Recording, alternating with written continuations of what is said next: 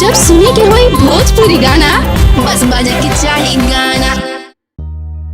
वंदे मातरम, वंदे मातरम।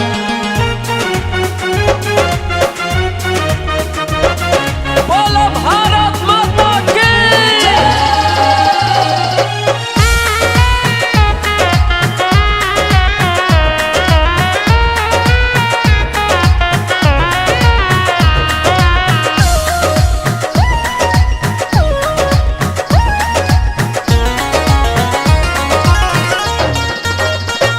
मेरी शान तिरंगा है, ईमान तिरंगा है, धड़कन के धक धक में अभिमान तिरंगा है।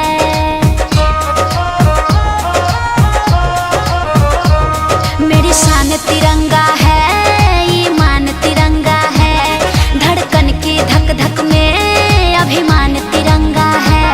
इसके सजदे में सर को झुका जाएंगे, इसके सजदे को झुका जाएंगे। जब आएगी अपनी बारी, जब आएगी अपनी बारी, सब कुछ अपना लूटा जाएंगे। जब आएगी अपनी बारी, सब कुछ अपना लूटा जाएंगे।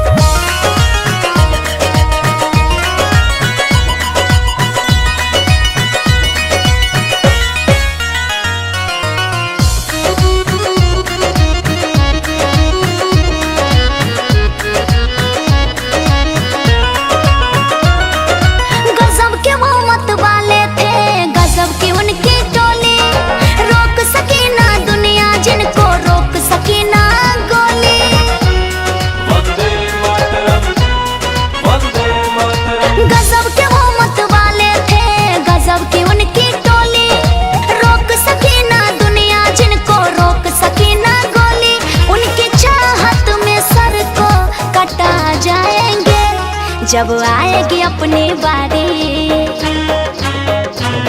जब आएगी अपनी बारी, सब कुछ अपना लूटा जाएंगे। जब आएगी अपनी बारी, सब कुछ अपना लूटा जाएंगे।